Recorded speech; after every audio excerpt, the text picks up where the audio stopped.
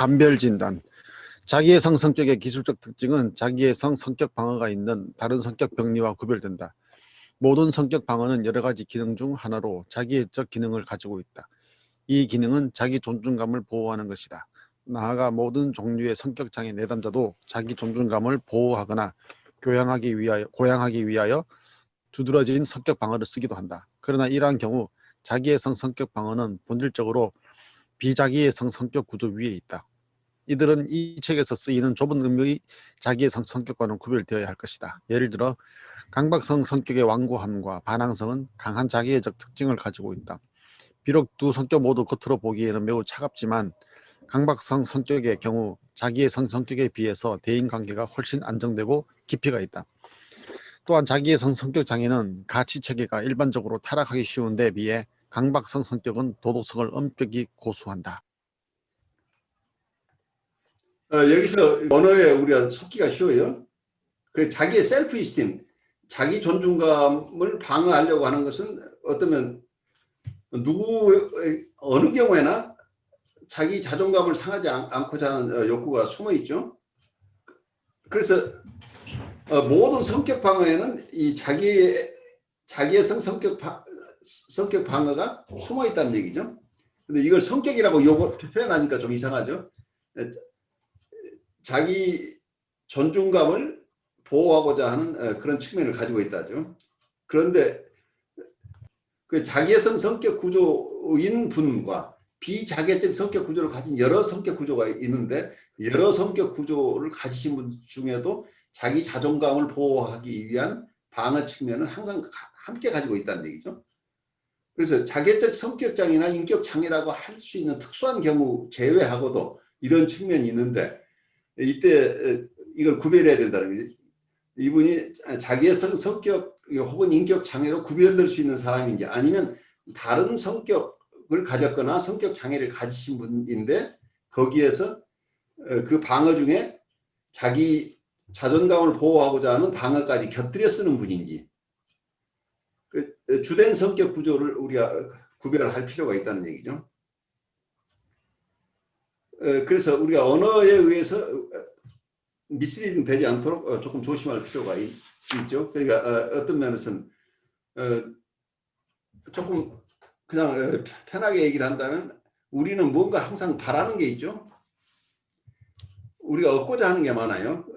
항상 우리의 욕구라고 하는 거죠. 그 욕구가 있는데 인간은 우리 사람들은 뭔가 그 욕구가 프로이드식으로 얘기하면 섹슈얼한 욕구라고 표현을 하고 있는데 리비도라는 개념으로 어쨌든 우리는 너무 전문적으로 보지 않고도 우리가 바라는 게 많아요. 어머니에게 바라는 거, 아버지에게 바라는 거, 친구들에게 바라는 게 많은데 얻고자 하는 것은 굉장히 다양하죠. 그게 우정일 수도 있고도 나를 어떤 실질적으로 내가 사는데 필요한 어떤 재물일 수도 있고 음식일 수도 있고 여러 가지 것을 바라는데 바라는 것과 함께 또 하나는 자기 자존감을 보존하고 싶은 욕구가 굉장히 강하다는 거예요. 우리에게는. 그래서 어떤 것을 여기에서 인상적으로 굉장히 중요해요. 어떤 분이 무엇을 요구할 때 그 요구를 만족시키는 것만 가지고 이 사람은 관계가 되는 게 아니에요. 원하는 것을 제공을 할 때 상대방의 자존감에 상처가 나지 않도록 주어야 된다는 어려움이 있어요. 그러니까 원하는 것을 줄 때 상대방의 정서, 특히 셀프 이스팀, 자기의 그 사람의 자존감이 각각 다양할 수 있는데 그분이 가지고 있는 그 자존감에 상처를 주면은 주고서도 관계가 나빠진다는 얘기예요. 오히려.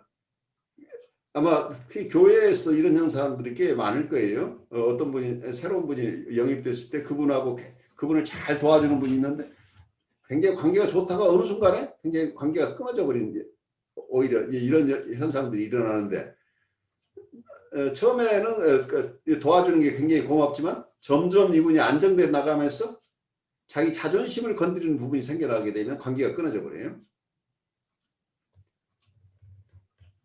그래서 자기의 자존감을 지키고 싶어하는 욕구는 아주 근원적인 욕구 중에 하나라고 우리가 이해하면 좋겠어요.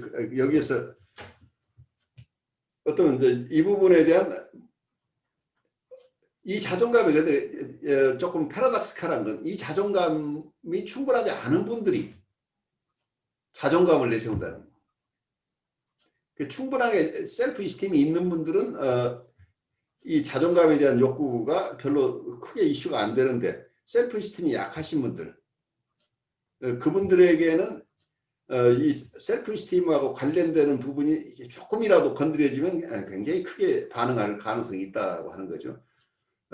그래서 자기애성 성격 장애인 분들은 특히 이 부분이 더 큰 거죠. 자기애성 성격 구조와 히스테리성 성격 구조를 감별 진단하는 것도 그리 어렵지는 않다. 과장 같은 자기애성 특징은 특히 과시적 성향과 관련된 것은 히스테리성 성격에서도 아주 많이 볼 수 있다. 그러나 비록 히스테리성 성격에서도 감탄받고 관심을 집중받으려는 요구가 있지만 이는 보통 남근 선망에 대한 자기애적 반동 형성이고 이와 동시에 다른 사람과 깊고 지속적인 관계를 맺을 수 있는 능력이 있다. 자기애성 성격의 여성은 지극히 교태를 부리고 노출적이므로 표면적으로는 매우 히스테리처럼 보일 수 있지만 이들이 보이는 유혹은 차갑고 빈틈없이 계산적이다. 반면 히스테리에서 보이는 가성 과잉 성욕은 훨씬 더 따뜻하고 정서적인 특징을 띈다. 라이히는 프로이트가 고전적인 논문인 나르시시즘에 대하여에서 여성의 자기애적 대상 선택 유형에 대하여 분석한 것을 더 나아가 두 가지 유형으로 기술하였다. 이는 한쪽은 자기애적 방어를 하는 히스테리 여성, 다른 한쪽은 이 책에서 묘사된 자기애성 성격으로 구별되는 것과 대체로 일치한다. 라이히가 묘사하는 첫 번째 유형의 여성은 그녀의 유아적인 거대 자아 이상을 표상하는 남성에게 극도로 순종하게 된다. 이들은 이상화된 남자와 융합하고 이러한 방식으로 거세된 존재로서의 체험을 극복하고 싶어하는 것 같이 보인다. 이런 여성은 남성과 의미 있는 대상관계를 형성할 수 있다. 그리고 이들이 남성과 융합하고 이상화하는 것은 적어도 대상을 어느 정도 현실적이고 분별력 있게 평가한 기초 위에 있다. 그러니까 여기서 히스테리적인 어떤 성격을 보이고 있는 분들 얘기를 조금 하고 있는데 히스토리성 성격에 대해서 우리가 나중에 또 공부할 기회가 있으면 또 얘기를 더 할 수 있겠지만 대부분 이렇게 설명을 해요. 히스테리성 성격을 갖게 되는 분은 자라는 과정에서 자기와 같은 성의 부모의 같은 성의 대상으로부터는 굉장히 큰 실망을 하고 반대되는 성을 가진 부모로부터는 굉장한 자극, 오버 스티뮬레이션, 과잉 자극을 느끼면서 자란 사람일 가능성이 있다는 얘기예요. 그래서 자기 성은 조금 자기가 여성이라고 한다면 여성은 성 자체를 불만스럽게 생각하는 거죠. 그래서 자기의 성은 아주 약하고 그리고 거세됐고 아주 취약하다고 느끼는 거죠. 그래 자기 성은 그러니까 여성이라고 하면 여성의 성은 별 의미가 가치가 없다고 느끼고 남성의 성 자체는 그건 굉장히 파워풀하고 굉장히 힘이 있고 그리고 어떤 유혹적이고 또 한편에서는 굉장히 착취적이고 그리고 어떤 자기를 손상시킬 수도 있다. 그래서 겁나는 대상이 돼버리는 거죠. 그래서 자기 성을 평가절하고 다른 성을 가진 대상들을 지나치게 이상화하는 경향이 있고 또 두려운 대상으로 느끼기도 하죠. 그런데 이분들은 대부분 자기애적 성격 장애자하고 다른 게 자기애적 성격 장애자는 분리개별화가 안 된 분인 경우, 덜 된 경우들이 대부분인데 이분들은 분리개별화가 된 상태에서 에더퍼스 피어리에서 발생하는 것이라고 보이는 거죠. 좀 더 성숙하다는 얘기예요. 자기와 대상과의 구별은 분명하게 일어난 사람들이라는 얘기예요. 그렇지만 거기에서 자기의 어떤 캐스트레이션 앵사이티, 거세 불안을 극복하는 과정 속에서 지나치게 다른 성에 대해서 다른 성에서 뭔가를 얻고 싶어 하는 거죠. 그런데 전반적으로는 이 섹슈얼리티나 이런 부분에서는 이분들이 이런 문제를 가지고 있지만 다른 영역에서는 정서적으로 충분히 안정된 사람들이라고 보여요. 그래서 이분들은 의미 있는 대상관계를 가질 수 있다는 얘기예요. 그런데 자기애적 성격 장애자들은 전반적인 대상관계가 다 엉망인데 이 신경증 히스테리 성격을 가지신 분들 아까 얘기하게 독특하게 섹슈얼리티와 관계된 다른 성하고 관계에서 이런 다른 성에 대해서 굉장히 아까 이 순종적이게 표현하죠. 무조건 거의 복종하고 거기서 뭔가를 얻고 싶어하는 이런 굉장히 의도적인 모습이 드러나서 자기성 성격 장애자하고 비슷한 측면이 있지만 사실은 굉장히 다르다는 거죠. 이분들은 모든 대상 관계가 그렇게 어려운 게 아니고 독특하게 이런 자기의 캐스트레이션 앵사이티를 불러일으킬 만한 대상과의 관계에서만 이런 현상들을 본 거예요. 이런 분들은 자기 이런 상태에서 자기의 방어 수단으로서 그 리프레션이나 리그레션이라고 퇴행이 일어나거나 그 컨버전, 이분들은 컨버전이라고 해서 성적으로 어떠면 억압된 성적 반응들이 컨버전이라는 형태로 일어나 버리죠. 그러니까 전환 신경증이라고 얘기를 하죠. 이분들 신체화가 일어나는 경우, 그 섹슈얼라이징이라고 해서 성애화, 모든 관계를 성애화하는 이런 묘한 모습을 보이고, 그리고 액팅아웃이 이제 심한 경우들이 발생하는데, 대상에게 관심을 얻기 위해서 어떤 면은 굉장히 연극적인 성격까지 보여요. 이분들 굉장히 시덕티브예요. 유혹적이에요. 그래서 굉장히 순종적이에요. 그래서 어떤 경우에는 이렇게 굉장히 유혹적인 모습으로 드러나는 부분도 있지만 또 문화에 따라서는 굉장히 그렇지 않은 것처럼 드러나는데 이런 연극적인 성격을 가진 분들도 있어요. 그래서 정서적으로 잘 표현하고 있지 않지만 이분들은 신체화나 이런 것으로 이런 억압된 성애적인 부분이 표출되는 경우도 발생하는 거죠. 그런데 실제 임상에서는 이런 분들이 임상에서도 굉장히 유혹적으로 드러날 수도 있어요. 그래서 그 부분들에 대한 인식이 굉장히 필요한 거죠. 그래서 굉장히 그러니까 아주 자기애적인 성격은 아닌데 성적인 부분에서는 굉장히 외부로부터 외부 대상으로부터 사랑받는 것을 갈구하는 모습으로 드러나면서 굉장히 유혹적인 모습으로 드러난다는 거예요. 그래서 경우에 따라서는 이분들은 거짓말도 거침없이 해요. 경우에 따라서는. 그래서 히스테리적이라는 표현도 하지만 또 한편에서는 연극성 성격장애라는 얘기를 쓰기도 해요. 이분들은. 근데 이분들이 일상 사회 생활을 하는데 지장이 있는 분들은 아니에요. 일반적인 정서 생활이나 이런 것은 풍부해요. 그런데 묘하게 어떤 이 성적인 측면이나 이런 어떤 영역에서 자기의 캐스트레이션 앵사이티가 건드려지는 이런 영역에서는 굉장히 어려움을 겪고 있는 분이죠. 그래서 여기 컴버가 보고하고 있는 것은 유아적인 거대 자아 이상을 표상하는 남성에게 극도로 순종적인 경우가 발생한다. 굉장히 순종적이지만 또 한편에서는 굉장히 유혹적이다고 하는 것을 우리가 이해할 수가 있어요. 그래서 어쩌면 그 유혹적인 대상과 같이 함으로써 자기의 거세 불안을 극복하고 싶어 하는 거죠.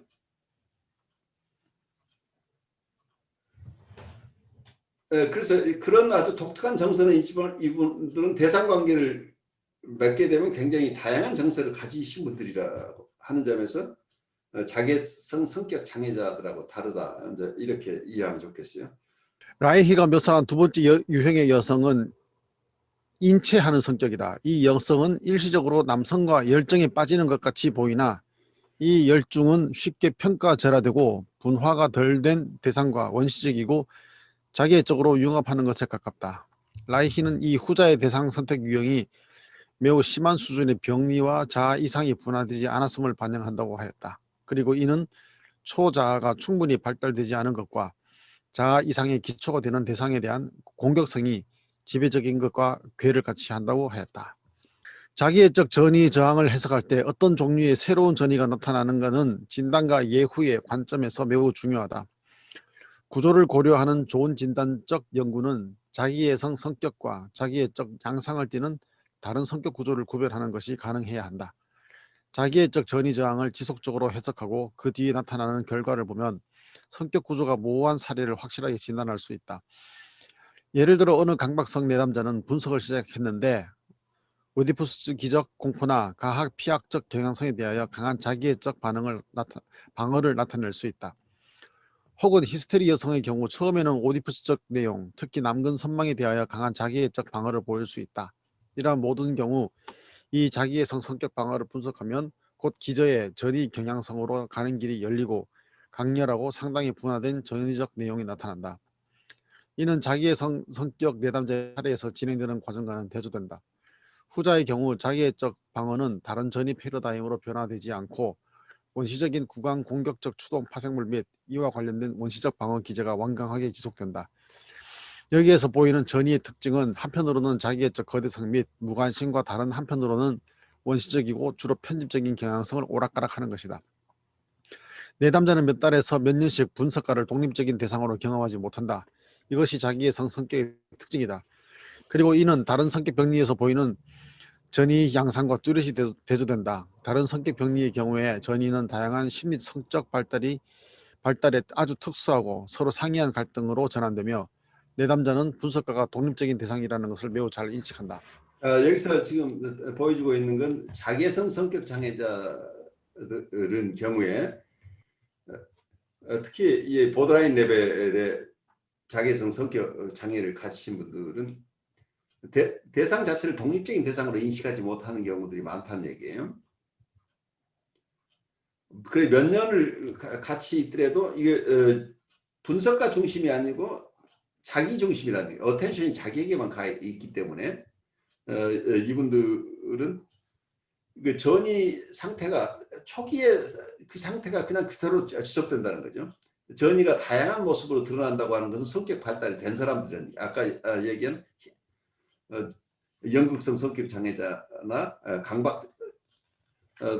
강박적인 성격 장애인 경우에는 또 다른 것을 가질 수 있는데 여기 자기애적 성격 장애인들은 특히 이 대상 자체를 독립적인 대상으로 인식하지 못한다는 굉장히 크리티컬한 거죠.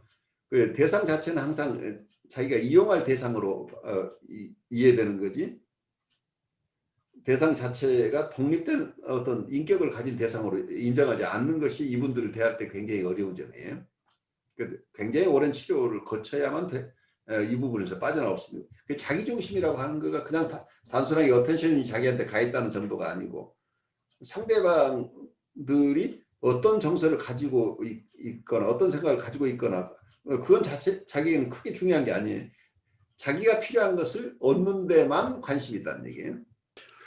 구조적인 관점에서 보면 자기애성 성격과 다른 형태의 성격 장애의 주된 차이는 자아 이상의 본질과 기능이 다른 것이다. 정상적으로는 우선 이상화된 부모상과 이상화된 자기상이 자아 이상에 응축되고 그 후 현실적으로 지각된 부모의 요구와 가학적인 초자 전조 및 좀 더 발달된 금지적인 초자가 여기에 통합되고 함입되어 수정이 일어난다.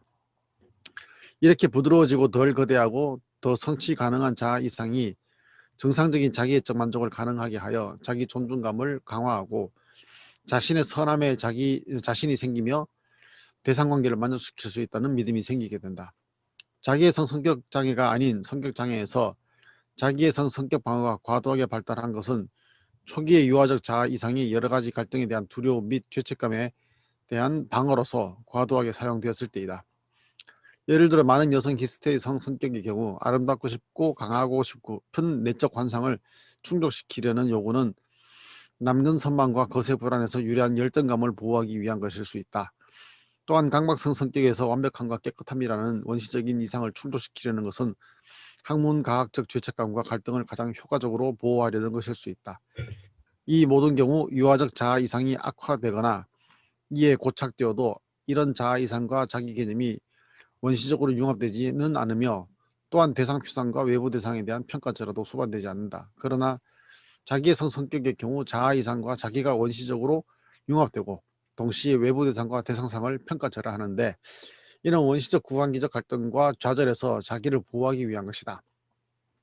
정상적인 유아적 나르시시즘 수준에 고착되는 것은 어느 경우에나 병리적이긴 하지만 자기의 성격에서 일어나는 더 심각한 특히 모든 내재화된 대상 관계가 왜곡되는 것과는 구별되어야 한다.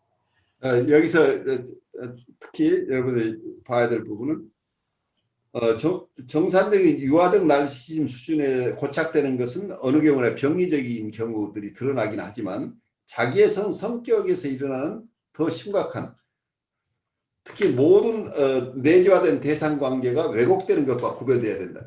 자기의 성격의 경우에는 대상 관계 전반적인 어려움을 겪는다는 거죠. 특정한 경우와 특정한 어떤 다른 불안이나 죄책감 이런 갈등 때문에 일어나는 부분적인 현상하고는 다르다는 얘기. 자기애성 성격 장애의 경우에는. 다음에 두 사례는 비자기예성 성격의 자기예성 성격 방어를 잘 예시해 준다. 첫 사례는 히스테리성 성격 구조의 여자 내담자인데 그녀는 자기의 몸과 성기가 추하고 혐오스럽다고 생각하였지만 그 밑에는 자신의 몸과 성기가 독특하고 매우 아름다워 남자들이 경의를 표하고 싶어 한다는 확신이 비록 깊이 억압되어 있지만 강하게 존재하고 있었다. 더 깊은 수준에서 그녀는 자신이 이 세상에서 가장 매력적인 어머니, 여왕, 여신이고 이상적이며 위대한 아버지, 남편, 아들과 완벽한 관계를 할 것이라는 환상을 가지고 있었다.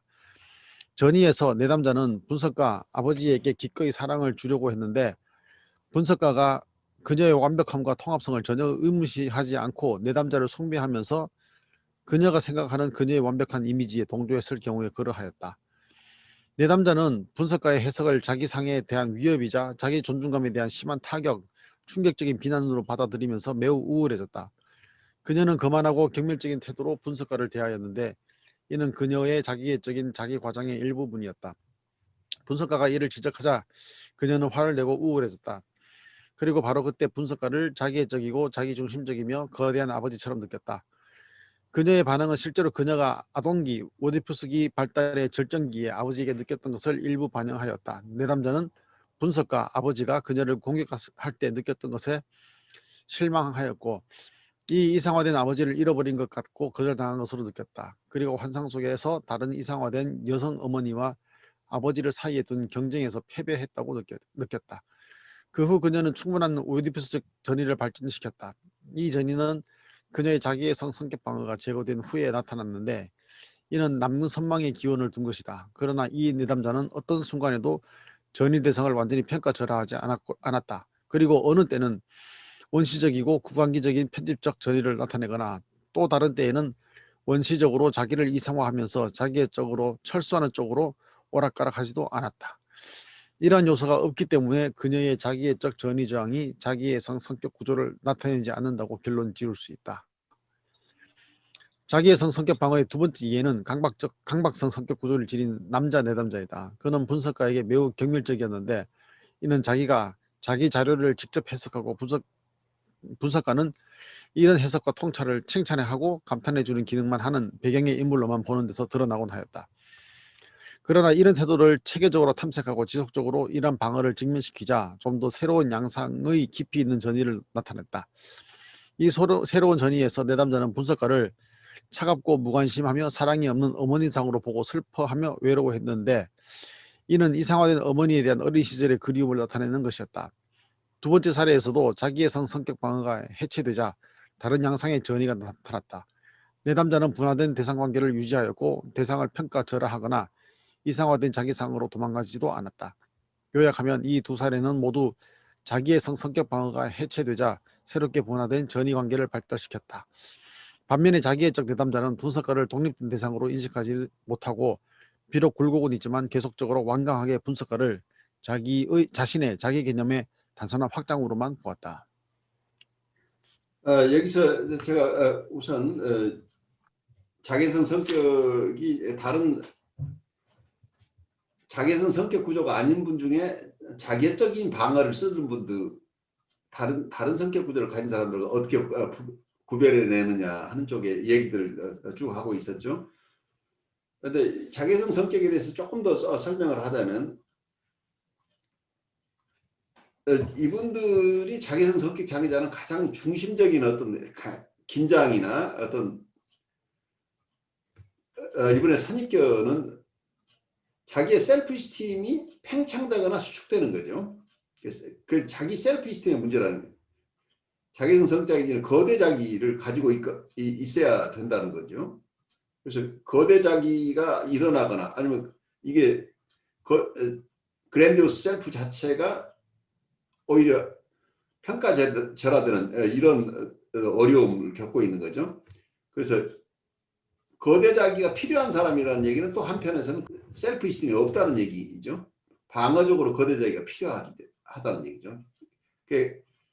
겉으로 보면 굉장히 자존심이 높다고 하는, 다른 말로 이걸 작업병이라고 하는, 자기가 굉장히 높은 사람으로 만들어내는 작업병이라고 어느 분은 얘기를 하던데, 이게 자존심이 굉장히 높은 것처럼 보이는 분은 사실은 건강한 셀프 이스템, 자존감을 형성하지 못했기 때문에 이분들은 방어적으로 자존감을 그렇게 내세우는 것이다, 이렇게 볼 수 있겠죠.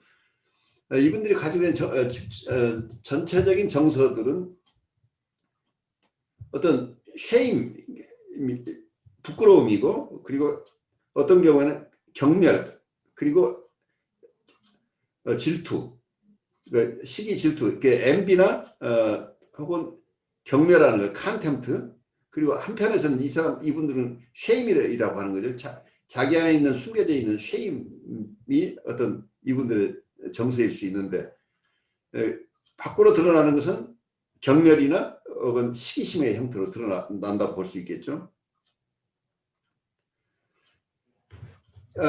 그래서 이분들이 가지고 있는 근원적인 어떤 잘못된 믿음 시스템이 있는데, 자기 셀프에 대해서 어떤 생각을 하고 있냐면, 내가 마음이 편해지려면 내가 완벽해야 된다는, 그 완벽주의가 이 속에 있어요. 그리고 다른 사람에 대해서는, 다른 사람은 아주 부자이고, 그리고 아주 이쁘고 권력도 있고 유명하다. 그래서 다른 사람이 가지고 있는 것이 엄청나게 많은 것에 대해서 그걸 자기가 가져야만 행복할 것 같은 느낌이죠.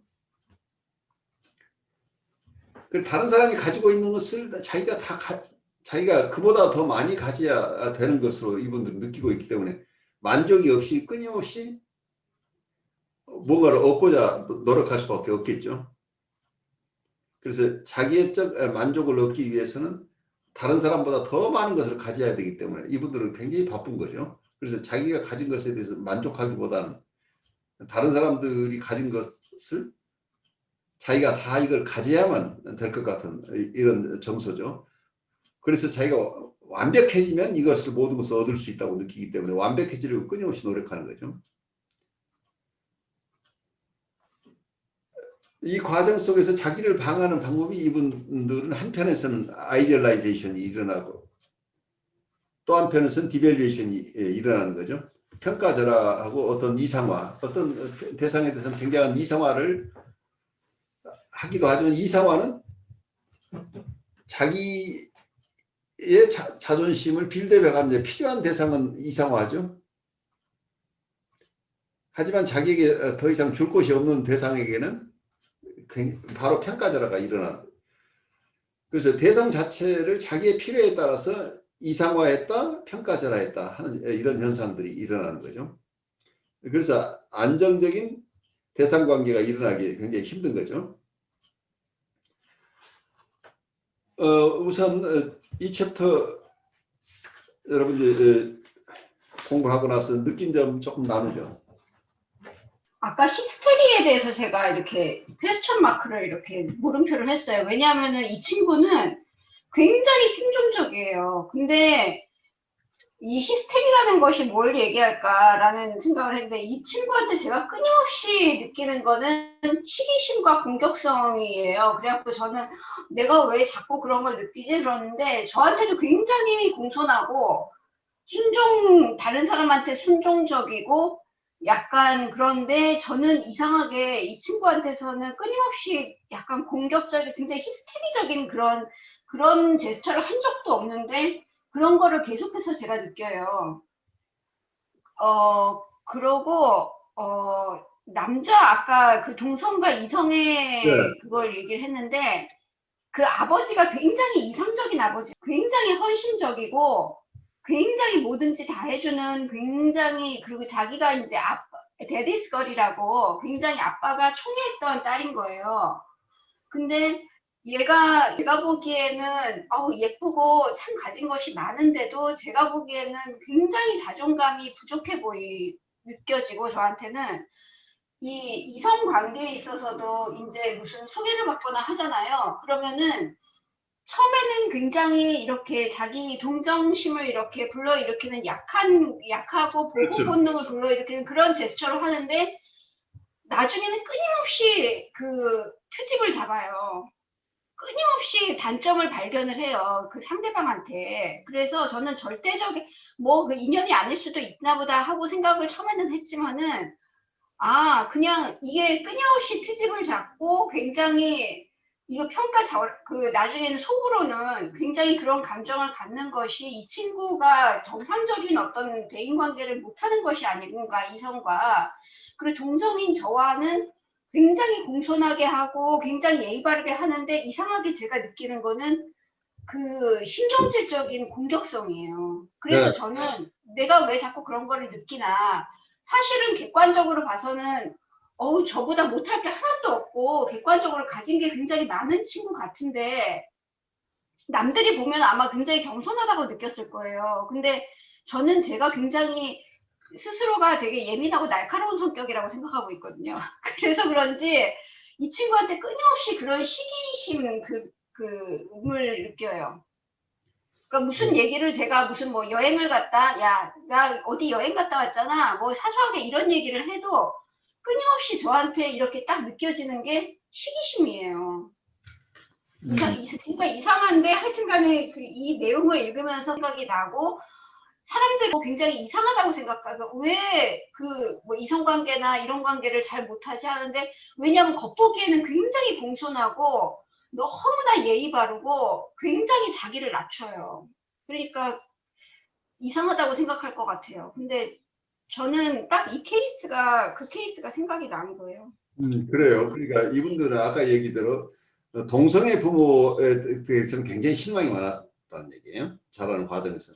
그래서 동성애 여성에게는 굉장히 공격적일 수 있겠죠. 어떤 면에서는.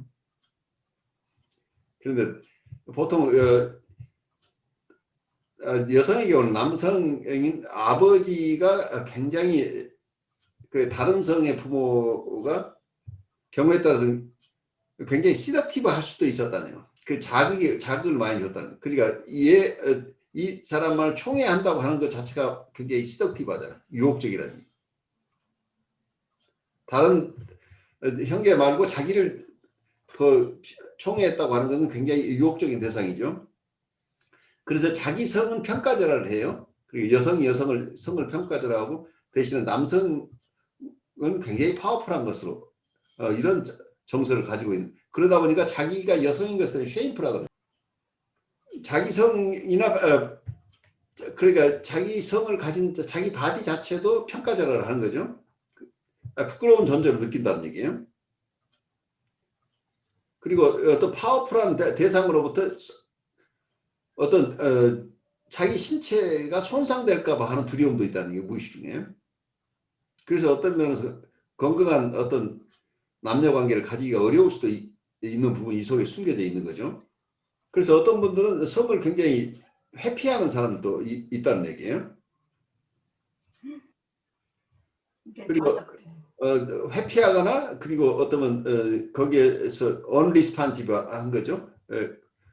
그 성에 대해서 어떤 감각을 느끼지 못하는 분도 있다는 얘기예요. 그렇지만 또 다른 분들은 굉장히 적극적으로 자기의 성적인 부분을 드러내는 부분도 있어요. 그래서 다 한 모습으로만 드러나지 않는 거죠. 이런 기본적인 정서를 가지고 있는 분 중에도 또 다른 양상을 드러내는 거죠.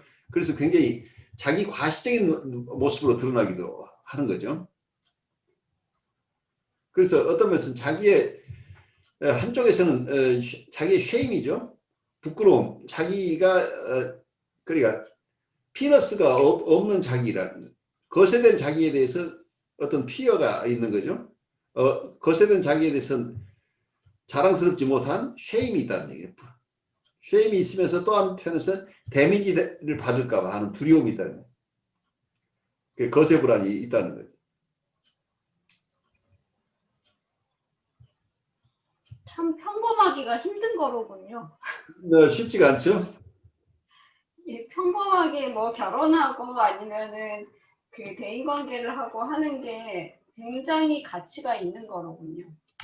그렇죠. 보통 평범하다고 하는 것은 성숙했다는 얘기죠.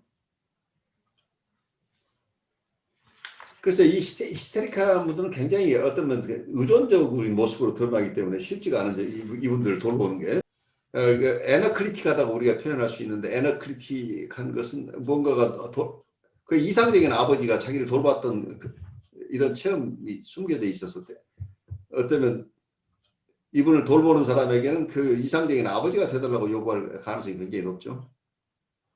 네.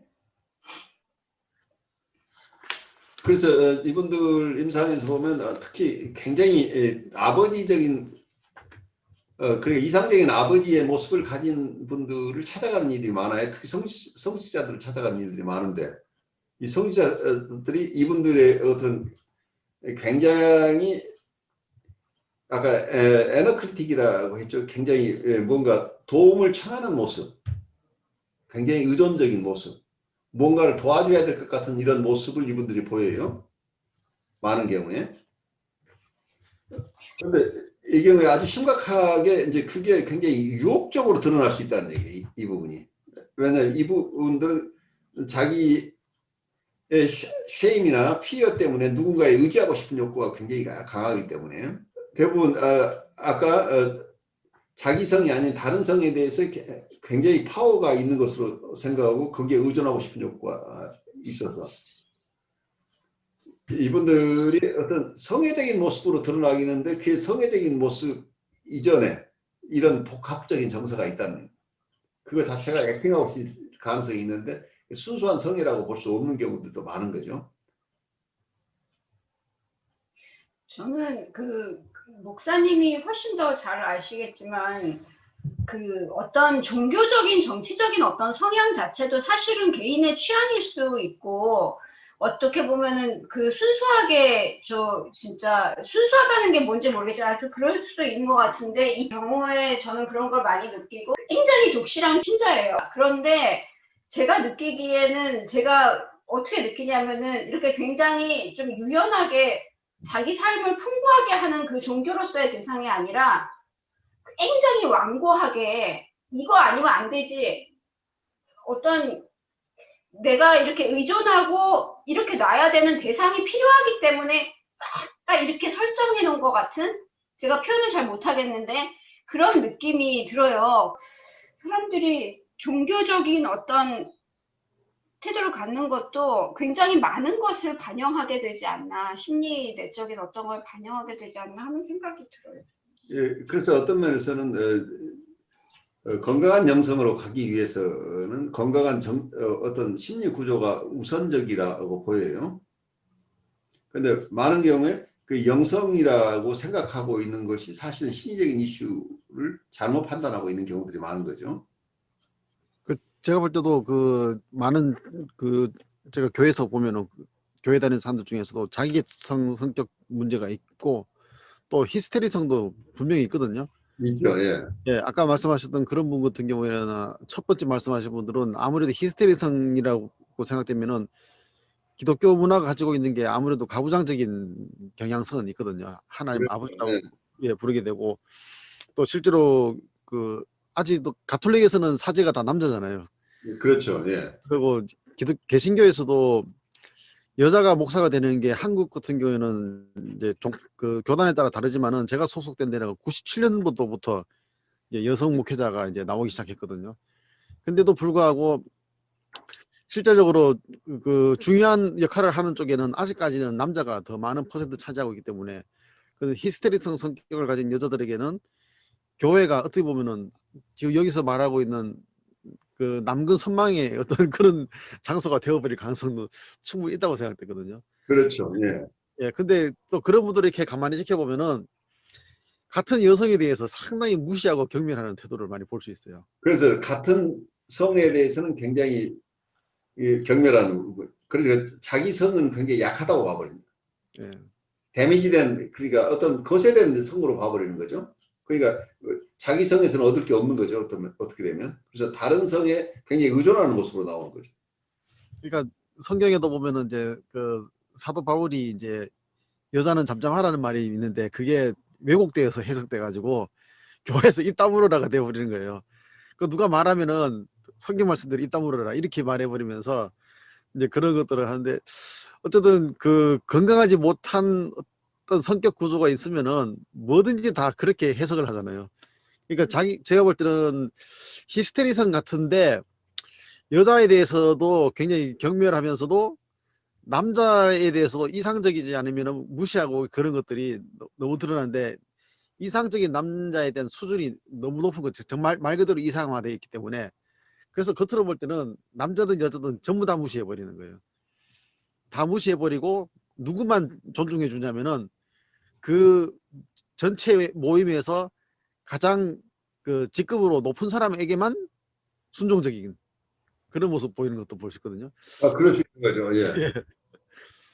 그래서 남자를 되게 우습게 보고 같은 또래 남자 같은 경우에는 거의 뭐라고 말하냐면 내 종으로 만들 거라고 이런 표현까지 쓰고 막 그런 걸 봤어요.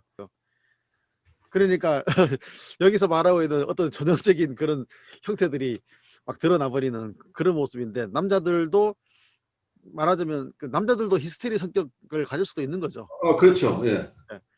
그 남자들도 가지고 있는 게 이 두 개가 같이 만나 버리니까 아주 이상한 그런 형태로 막 흘러가 버려 가지고 근데 그게 결국은 그런 사람들의 정서가 너무 강렬하기 때문에 한 사람 두 사람의 문제가 아니라 어떤 공동체가 있으면 전체에 다 그 영향을 끼쳐 가지고 아주 그 사람마다 가지고 있는 어떤 약점이라 그럴까요? 그런 것들이 없던 것도 막 드러나도록 만들어 버리는 그런 묘한 그런 특징이 있더라고요.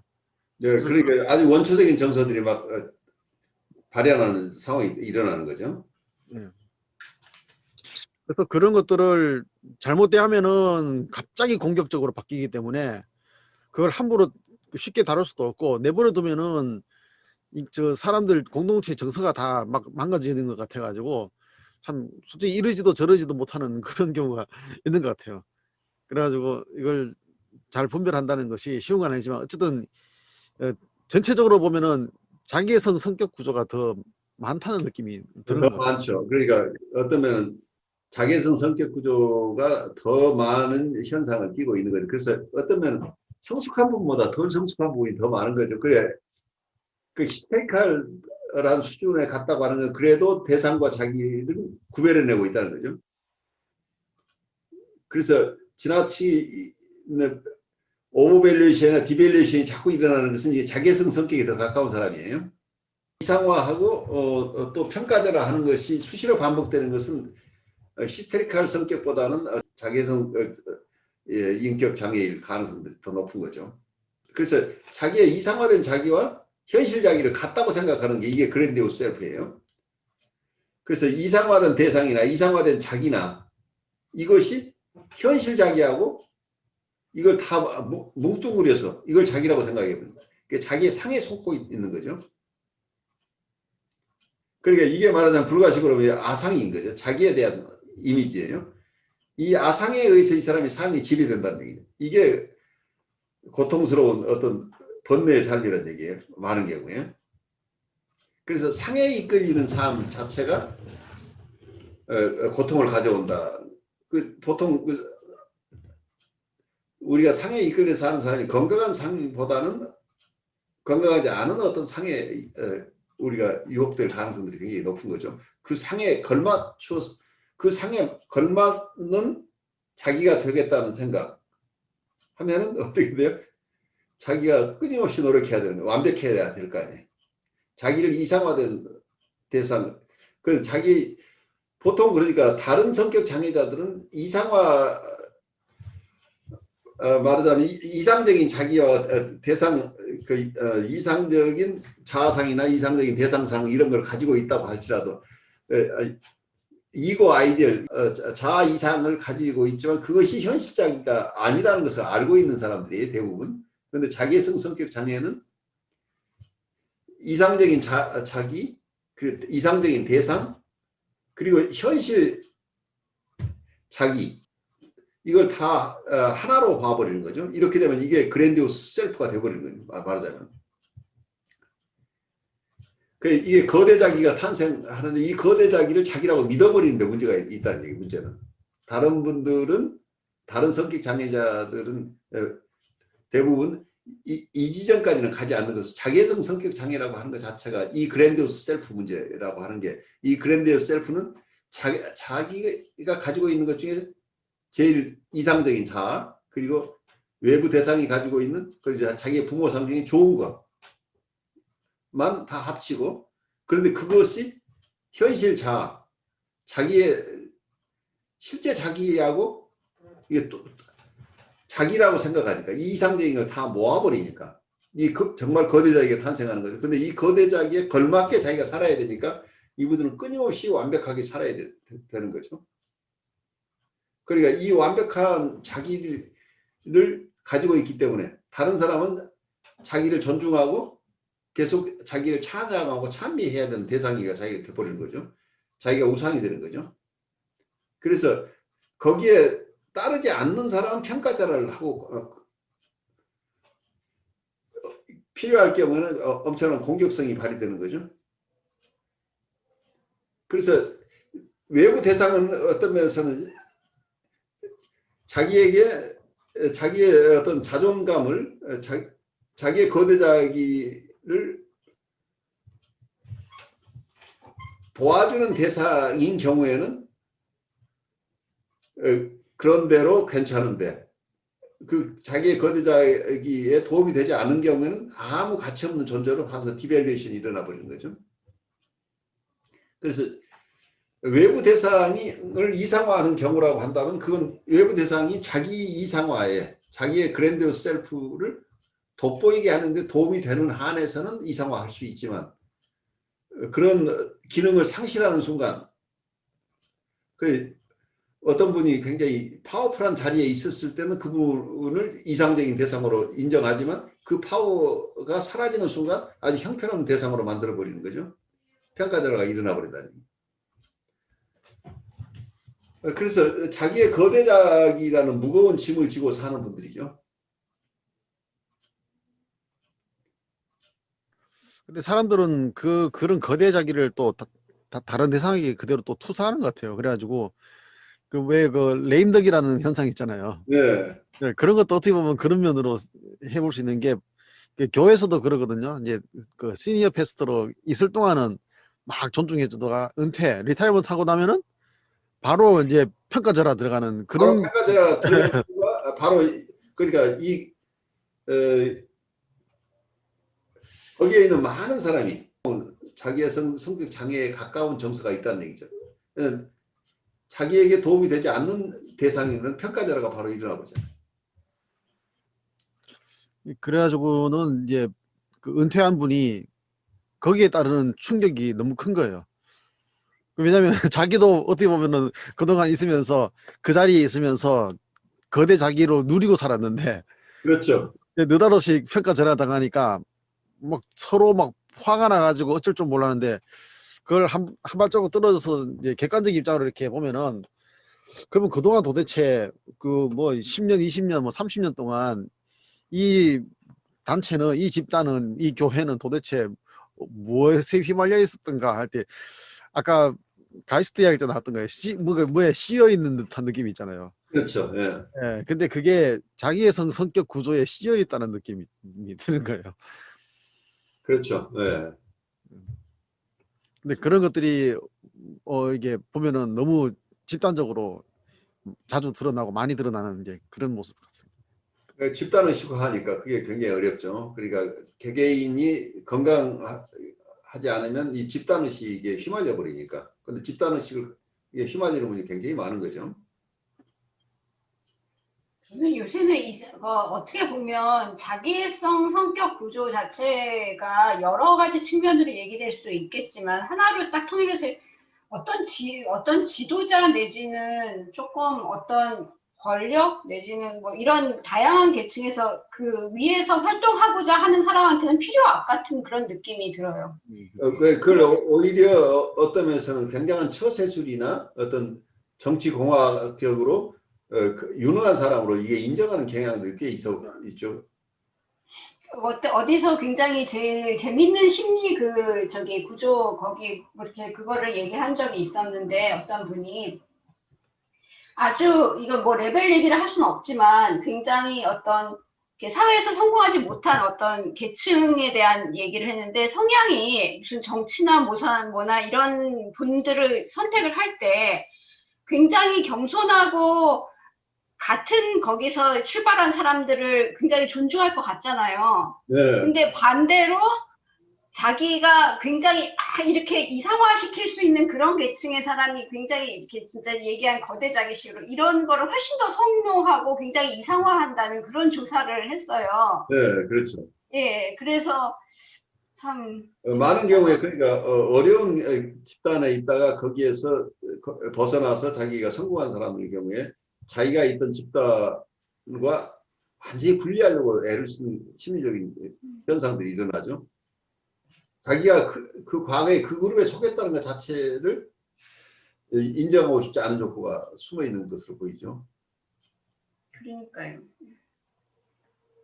근데 그게 그래서 그 사람을 선택한다고 할 때 그 뭐 선거에서도 그 자기 공약이지만은 예, 뭐 교회도 그런 거 있거든요. 그래가지고 이제 시니어 패스트가 되기 위해서 사람들한테 뭘 보여주면 자기가 얼마나 확신에 차 있는가를 보여줘야 되는데 어떻게 보면은 자기 확신에 찼다는 자체가 정말 뭐 얘를 질질 터득했다든지 뭐 그 자기 통합이 충분히 일어났다가 아니고 자기의 성격을 확실히 드러내는 사람들이 오히려 사람들한테는 그게 뭔가 지도자 같은 인상을 주니까 자꾸 선택을 하는 거죠. 그러다 보니까 결국에는 계속 어떤 면에서 건강하지 못한 패턴이 반복적으로 계속 일어나고 있는 이제 그런 상황이 되어버린다. 그런데 많은 경우에 지금 우리가 정치적인 현상이나 이런 거 볼 때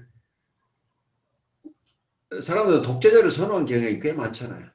그러니까요. 이게 참 무서운 거죠. 그래서 그리스 시대의 중우정치, 민주정치가 실패했던 게 이 중우정치로 넘어갈 수밖에 없었던 거죠. 사람들은 합리적으로 건강한 어떤 지도력보다는 굉장히 독재적이고 자기의 성격이 극대화된 이런 어떤 정치 지도자를 따르는 이런 계층들이 꽤 많은 거죠. 자기의 그랜드 셀프를 동일시할 만한 대상을 찾아버리는 경우에는 자객적인 성격을 가진 많은 사람들의 우상이 탄생하는 거죠. 미술사에서도 그래요. 전체적으로 그 인류의 위기라고 생각되는 어떤 2차 대전이나 르네상스 말기나 어떤 인류의 위기가 있을 때는 미술 형식이 중심점을 지향하는 형식을 선호하게 돼요. 그 다음에는. 그러니까 사람들이 자기도 모르게 무의식적인 것을 시각적인 상에다가 투사하잖아요. 네, 그렇죠. 그러니까 불안정할 때는 우리 생각에는 굉장히 자유롭고 따뜻하고 이런 걸 추구할 것 같은데 굉장히 강하고 중심지향적인 어떤 형식으로 가는 그런 것을 사람들이 반대로 선호하게 되거든요. 그러니까 불안정한 시기를 거친 다음에는 꼭 그런 현상이 일어나요. 그래서 그런 것도 참 재밌다는 생각이 들어요. 네. 아주 극명하게 표명되는 거네요. 어느 센터를 향해서 거기에 다 몰리는 거죠. 예. 굉장히 그리고 굉장히 변형을 강하게 해가지고 딱 이렇게 딱 경직되게 이렇게 딱 이렇게 진전되는 그런 형식들이 나오는 게 바로 그렇게 불안정한 시기에서 사람들이 오히려 그런 것을 선호해갖고 그런 상들을 이렇게 선택을 하게 되는 그런 경우가 많아요. 그러니까 르네상스 말기에 굉장히 혼란스러웠잖아요. 그 네. 종교 개혁들하고 그 다음에 오는 게 바로크 시대가 굉장히 중심지향적인 그건데 굉장히 미술에서도 굉장히 중심점이 강하게 나타나는 게 르네상스 말기 바로 다음이거든요. 그 바로크 시대 처음에. 네. 예, 그것을 제가 지금 예로는 이렇게 지금 들기가 굉장히 힘든데 아무튼 사람들의 심리가 그렇다는 거죠. 그러니까 트럼프를 지향하는 것도 불안정한 것이 많이 될수록 그런 그 지도자가 강한 지도력을 보이고 말을 막 하고 내 그거를 대변하고 다른 계층을 무시하는 것 같은 그걸 많이 할수록 그 불안정한 어떤 시기에 사람들한테는 훨씬 더 어필할 가능성이. 자기가 옴니포턴스를 대변하는 거죠. 예. 우리 유경호 목사님 잠깐 우리 말씀 나누실 수 있나요? 예, 지금 너무 흥미롭게 듣고 있습니다. 지금 이제 말씀하시는, 예, 너무 흥미롭게 듣고 있고, 이제 연애를 이렇게 자꾸 이제 반복적으로 실패하는 그런 경우나 이제 아니면 뭐 교회에서 자꾸 이제 강한 지도자를 추구하는 그런 모습들이나 이런 것들이 어떻게 보면 좀 사람의 이렇게 연약한 부분들을 자꾸 채우고자 하는 좀 이렇게 좀 그런 것들이 자꾸 이렇게 현상으로 이렇게 나오는 것이 아닌가 이런 생각도 들고, 또 특별히 이제 요즘 세대는 이제 결혼율이 많이 떨어지잖아요. 그래서 이제 그 결혼율이 떨어지는 이유 중에 이제 아까 우리 한주연 학우님께서 말씀하신 그런 정서적인 부분들이 혹시 현 세대의 그런 혼인율이 떨어지는 것과 어떤 영향이 있을까, 이제 그런 생각이 잠시 들었고요. 또 이제 교회 지도자나 이제 종교적인 그런 현상과 또 이제 우리 심리적인 자기애성 그런 것들을 말씀하실 때 예전에 제가 정확히 학자의 이름은 생각이 안 나는데 리조또인가 그 어떤 학자는 어떤 병원에서 사람들이 가지고 있는 하나님 이미지를 이렇게 연구를 했더니 대부분 아버지의 이미지랑 거의 비슷하게 이렇게 그림으로 그렸다고 하더라고요. 그래서 이제 그런 부분하고 좀 이렇게 연결이 돼서 좀 이렇게 그냥 여러 가지 정리되지 않은 생각들을 하고 있었습니다. 예, 그래요. 정리되지 않은 게 좋아요. 너무 예, 정리되면 이게 또 아까 한재님 얘기대로 센터로 다 향하는 이런 상황이 돼버리니까 우리의 유연한 사고가 더 지금 중요하죠 지금.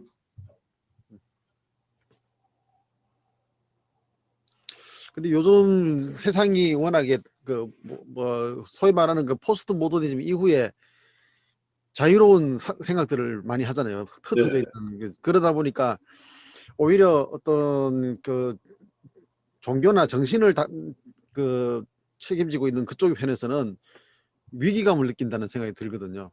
그렇죠. 네. 예, 그러다 보니까 오히려 더 자유로워지는데 그 자유로움을 대로 내버려 두는 게 아니라 자꾸 내부에서는 그걸 위기감으로 말을 바꿔가지고 자꾸 위기다 이야기해서 한 점으로 모이게 억지로라도 모이게 하려는 그런 경향성들을 보게 되거든요.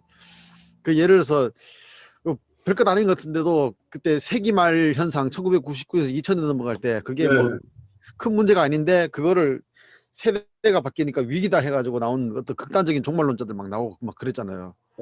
심하게 나온 거죠. 네. 예. 그래서 우리는 분명히 극단적인 종말론자를 거의 이단적 사상이고 반사회적인 그런 모습이라고 알고 있는데 그 교회에서도 보면은 교인의 숫자가 줄었다거나 아니면 교회가 좀 위기다 싶으면은 금방 들고 나오는 게 뭐냐면은 바로 그런 극단적인 종말론 얘기를 끌고 나오는 거예요. 그래가지고 멀리 퍼지진 않지만은 그 교회 안에서 또는 그 가까운 집단 안에서만 그걸 공유하면서 거기서 그 어떤 말하자면 자기성 성격적인 그런 집중하고 있는 그런 막 에너지를 그쪽으로 막 끌어모으는 거 있잖아요. 그런 게 없는 사람들도 있어야지 뭔가가 될 것처럼 막 만들어버리는 이제 그런 것을 보면서 어떻게 보면은 아까 앞전 시간에 했던 그 가이스트 시대 정신 이야기하면서도 그 같은 맥락으로 보면은 도대체 우리가 이 시대를 살아간다는 게 어떤 생각으로 살아가야 되고 어떤 그 정신 어떤 뭐 소울이든지 그 스피릿이든 간에 도대체 이게 뭔가 하는데 많은 경우가 보면은 허상이라는 생각을 또 결국은 하게 되는 거죠. 그런데 그 바로 허상이라고 하는 게 불가의 세계는 아상, 인상, 중생상, 뭐 수자상 뭐 이런 개수로 해서 크게 보면 이게 전부 다 우리의 상인데, 이 상이라고 하는 게 어쩌면 현대 용어로 빌린다면 셀프 이미지나 셀프 레프레젠테이션 혹은 또 대상 이미지나 대상 레프레젠테이션 이런 것들인데, 나라고 하는 것과 나와 내가 아닌 것을 구별하고, 그리고 사람과 사람 아닌 것을 구별하고, 중생이라고 하는 어떤 생명체와 생명체 아닌 것을 구별하고, 그리고 수명이 있는 것과 수명이 없는 것을 구별하고, 이제 이런 거 모든 것을 차별하고 나누는 이 마음, 분별심이 어쩌면 이거 자체를 전체로 어떤 아상이라고 봐요. 그래서 이거 자체가 이 상에 의해서 사람들은 지배당하고 있어서 이 상에서 벗어나지 못하는 번뇌를 우리는 끊임없이 태어나서 죽을 때까지 한다는 얘기를 하고 있어요.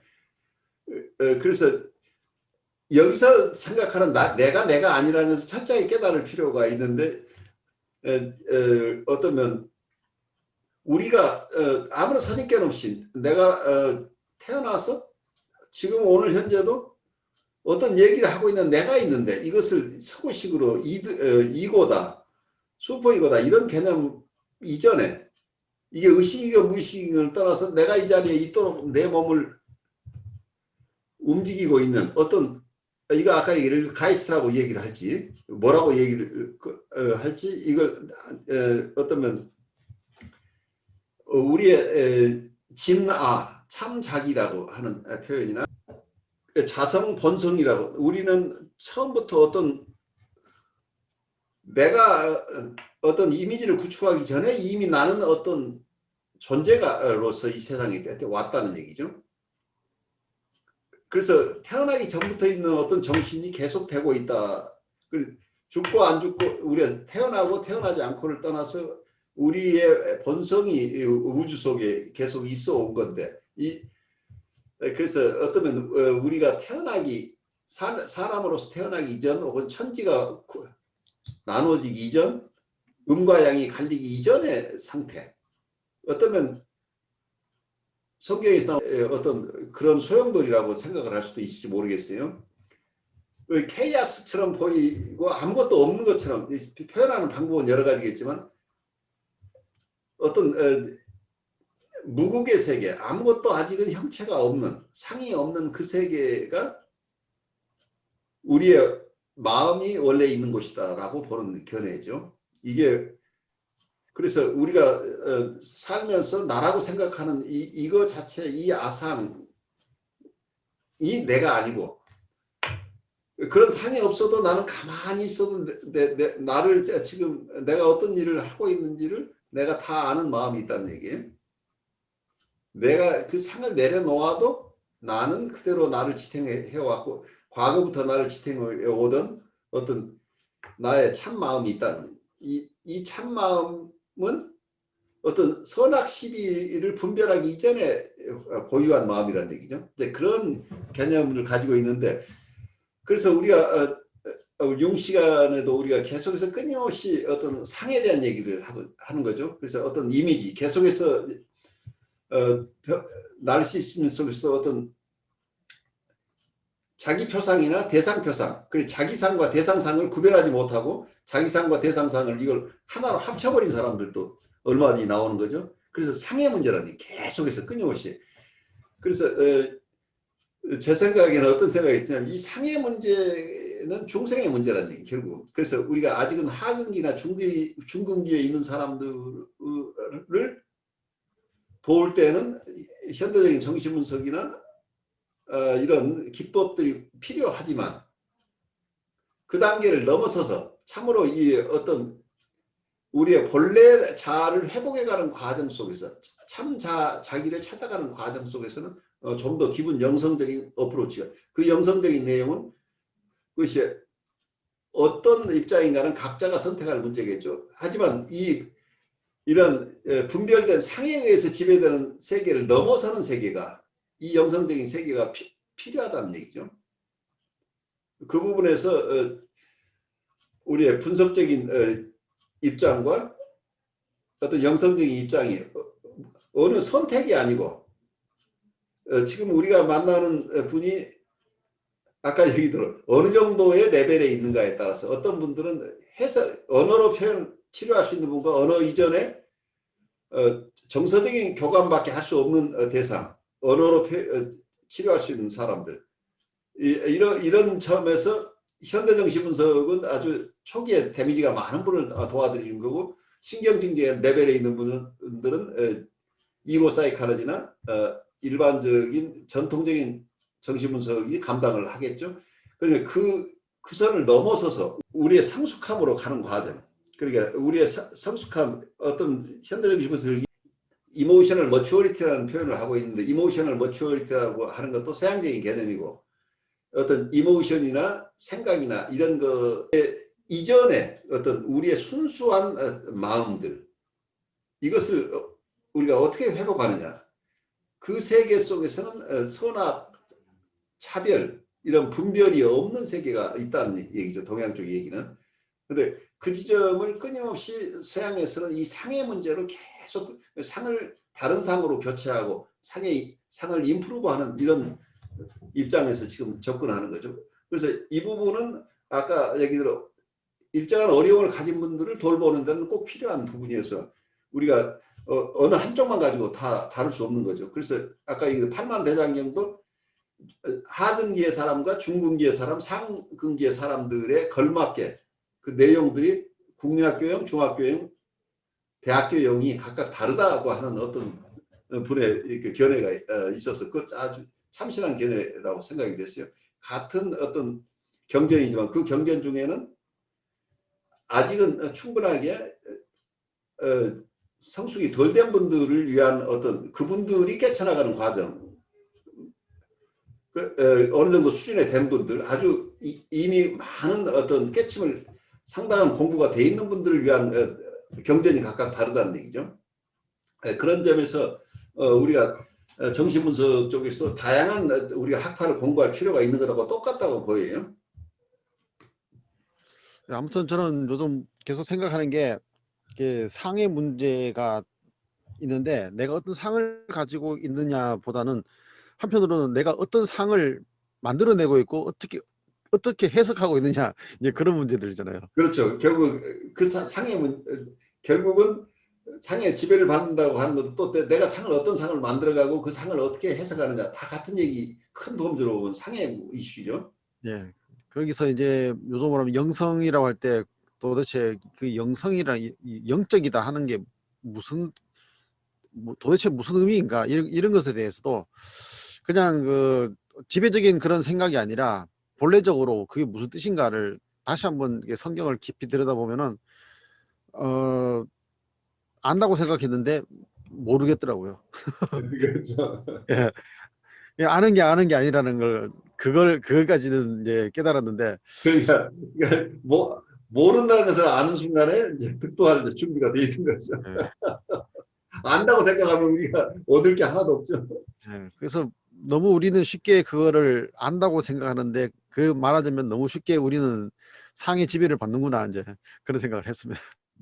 저는 오늘 그거랑은 별로 관계가 없는 얘기인데, 요즘에 갑자기 좀 이렇게 몸 상태도 그렇고 약간 호르몬 변화도 있고 이러니까 약간 기분의 지배를 많이 받는 거예요. 그게 너무 당연한 얘기인데 그거에 대해서 생각을 하게 된 거예요. 네, 그렇죠. 네, 마음이 따로 있는 게 너무 당연한 얘기인데 마음이 따로 있는 게 아니라 어떻게 보면은 몸에 이런 호르몬 변화가 이게 마음을 만들어내는 측면에 대해서 되게 생각을 막 하게 되고 아무튼 그랬어요. 쉽지 않은 과정들, 우리가 몸의 변화도 생겨나고 또 몸의 변화와 함께 또 마음의 변화들이 많이 생겨나죠.